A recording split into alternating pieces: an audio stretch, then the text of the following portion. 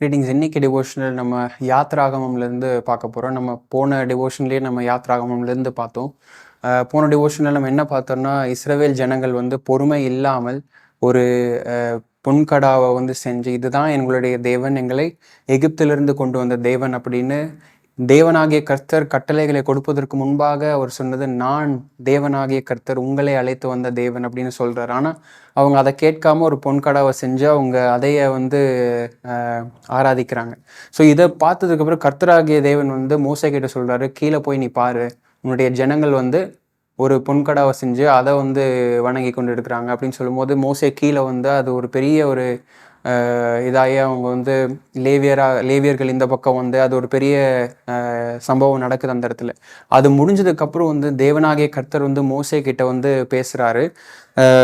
33வது அதிகாரத்தில் நம்ம பார்க்குறோம். நம்ம 33வது அதிகாரம் 1வது வசனத்திலிருந்து நம்ம படிக்கும்போது கர்த்தராகிய தேவன் சொல்கிறாரு, ஆபிரகாமுக்கும் ஈசாக்குக்கும் யாக்கோபுக்கும் நான் கொடுத்த அந்த சத்தியத்தின்படி பாலும் தேனும் ஓடக்கூடிய அந்த தேசத்திற்கு நீங்கள் செல்லுங்க, அங்கே இருக்கிற எல்லா எதிரிகளையும் நான் பார்த்துக்கொள்கிறேன், ஆனால் நீங்கள் அங்கே போங்க அப்படின்னு கர்த்தர் சொல்கிறார். இந்த இடத்துல கர்த்தர் என்ன சொல்கிறாருன்னா, நான் உங்கள் கூட வரமாட்டேன், நான் உங்கள் கூட வந்தேன்னா என்னுடைய கோபாக்கினை உங்களை முழுவதுமாக சுட்டரித்து போடும், ஏன்னா நீங்கள் வணங்கா கழுத்துள்ள ஜனங்கள் அப்படின்னு கர்த்தர் இந்த இடத்துல மோசே கிட்ட சொல்கிறார்.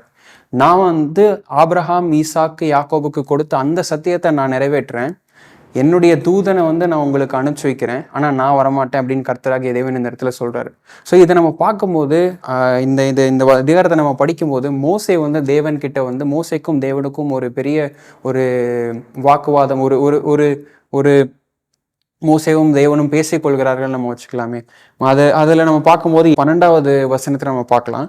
மோசே கர்த்தரை நோக்கி, தேவரீர் இந்த ஜனங்களை அழைத்து கொண்டு போ என்று சொன்னீர், ஆகிலும் என்னோடே கூட இன்னார் அனுப்புவேன் என்று நீங்க சொல்லவே இல்லை.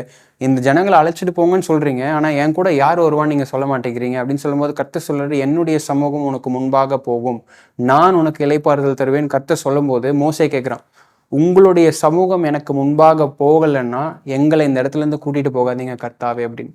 ஸோ இந்த இடத்துல மோசேவும் கர்த்தரும் பேசிக்கொள்ற அந்த வசனங்களை நம்ம பார்க்கும்போது மோசேவனுடைய வாழ்க்கையில கர்த்தர் மிகப்பெரிய பங்கை வகிக்கிறாருன்னு நம்ம பார்க்க முடியும். மோசே சொல்றான், அந்த பாலும் தேனும் ஓடுற அந்த தேசத்தை காட்டிலும் உம்முடைய சமூகமும் உம்முடைய பிரசன்னமும் எங்களுக்கு முக்கியம் கர்த்தாவே, நீர் இல்லாவற்றால் அந்த பாலும் தேனும் ஓடக்கூடிய அந்த தேசம் ஒண்ணுமே இல்லை அப்படின்னு. நம்மளுடைய கிறிஸ்தவ வாழ்க்கையில் அதே மாதிரிதான், கர்த்தருடைய வார்த்தையும் கர்த்தருடைய சமூகமும் கர்த்தருடைய பிரசன்னமும் நம்மளுடைய வாழ்க்கையில இல்லைன்னா நமக்கு கிடைக்கிற எல்லா நல்ல காரியங்களாகட்டும், நல்ல விஷயங்களாகட்டும், அது ஒரு பயனுமே கிடையாது.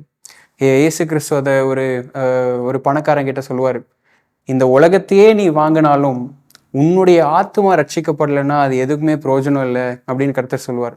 ஸோ நம்மளுடைய வாழ்க்கையில கர்த்தராகிய தேவன் சொல்லக்கூடிய ஒரு வார்த்தை என்னன்னா, என்னுடைய அன்பில் நிலைத்திரு அப்படின்னு இயேசு கிறிஸ்து சொல்லுவார். யோவான் 15வது அதிகாரத்துல, என்னுடைய அன்பில் நிலைத்திருங்கள் அப்படின்னு. ஸோ அவருடைய அன்பில் நம்ம நிலைத்திருக்கும் போது கர்த்தர் சொல்றாரு, என்னுடைய வார்த்தையும் நான் உங்களிலும் என்னுடைய வார்த்தை உங்களிலும் நிலைத்திருக்கும் போது நீங்கள் என்ன கேட்டாலும் அது உங்களுக்கு செய்யப்படும் அப்படின்னு சொல்றாரு.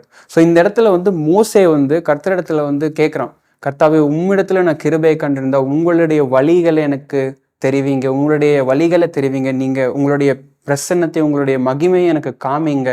ஸோ இந்த இடத்துல மோசே கர்த்தரிடத்துல, கர்த்தாவே எனக்கு உங்களுடைய மகிமையை பார்த்தே ஆகணும், நான் உங்களை பார்க்கணும், எனக்கு நீங்க தெரிவிங்க. நம்மளுடைய வார்த்தை, நம்மளுடைய தேவனுடைய வார்த்தையை நம்ம படிக்கும் போது கர்த்தர்கிட்ட நம்ம கேட்கலாம், கர்த்தாவே நான் உங்களை தெரிந்து கொள்ள வேண்டும், உம்முடைய மகிமையை எனக்கு காமிங்க, உம்முடைய வழிகளை எனக்கு காமிங்க, உண்மை நான் தெரிந்து கொள்ள வேண்டும், இந்த வார்த்தையின் மூலமாக உம்முடைய பிரசன்னமும் உம்முடைய வார்த்தையும் எனக்கு எதை காட்டிலும் பெரிய விஷயம் கர்த்தாவே அப்படின்னு நம்மளுடைய கிறிஸ்தவ வாழ்க்கையில நம்ம கேட்கலாம். அது கர்த்தருக்கு மிகவும் பிடித்த ஒரு காரியம், நம்ம கர்த்தரிடத்துல நிலைத்திருக்கிறது. ஆமென்.